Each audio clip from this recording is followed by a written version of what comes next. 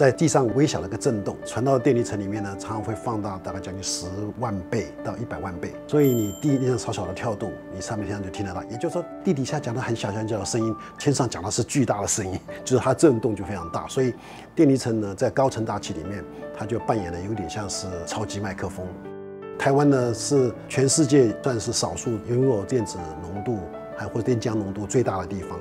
那电离层又是在我们周遭环境里面最大的地方，说我们是最浓的地方。当时我是想要做地震的跳动，然后怎么会不会影响到电离层里面？它是一个像一个超级麦克风，所以我想要知道地面上的跳动会不会传到天上去。结果意外的发现说，电离层它也会影响到，就是同震的时候它也会影响。后来台风也会，海啸也会。电离层是扮演了一个放大，等于是把太空浮标装在电离层里面，所以无远弗届，我就可以知道海啸要不要来。那时候我就跟大家讲说有这个东西，结果大家都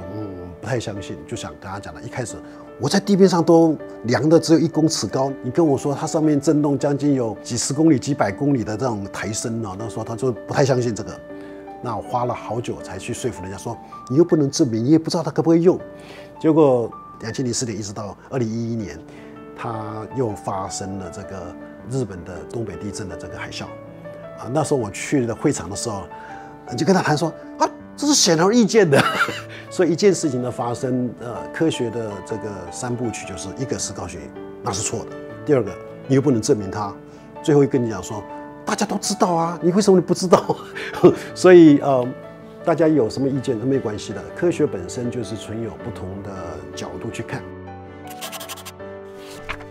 乍看之下，太空好像距离我们蛮遥远的。可是，其实太空并没有我们想象中那样，因为它是整个的生活的发展，自动导航、驾驶、定位、导航、量测，我们都在用。可是，你并不知道那个是我们太空的一部分。也就是说，我们现在生活已经进入到太空时代。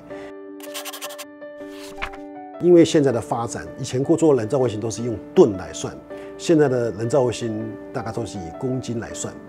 很有名的就是3公斤到6公斤，甚至比较大一点的话，大概就在20公斤内的，属于叫做立方卫星。台湾目前保有的这个经验是在地面追踪、遥传追踪、指令站资料传输这部分。接下来就是所谓的太空人造卫星的制造，我们的速度非常快 ，OK， 因为我们的高教的基础非常好。所以很快的就可以整合起来。教育部目前已经有几个计划，像我们跟德州农工大学就 Texas A&M， 他们有一些其中还包含了太空科技，这两边的老师、两边的交流、学生的交流，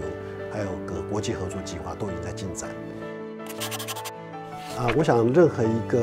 世代的学生都有他的特质，但是做太空的，尤其是做太空工程这一部分的学生呢，他们都有一个必须具备一个特质。那就是一定 deliver， 就是一定要使命必达。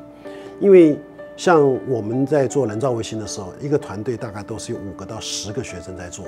那每一个学生都要负责一块这个元件，任何一个螺丝如果不能完成的话，就会出问题。太空事业最大的特征就是它不太可以去竞争，而是你要竞争是要对你自己做竞争，要把你的东西做得更好，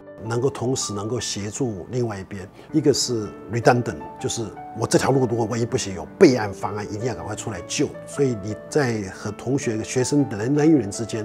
你不但要做自己的，你还要想办法去配合人家，能够跟人家做一些重叠，能够协助你大家。所以团队合作是成太空的第一要件。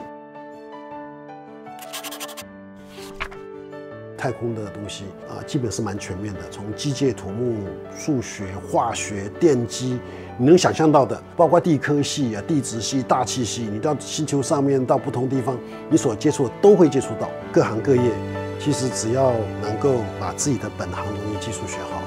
永远都有机会，都会需要你在这个太空的科学跟科技的部分呢，就要希望你能有机会把那请到你来参与，然后把这件事情给完成。综合起来，我觉得年轻人只要把自己相关的学习呢，充分的发挥他的潜力就可以了。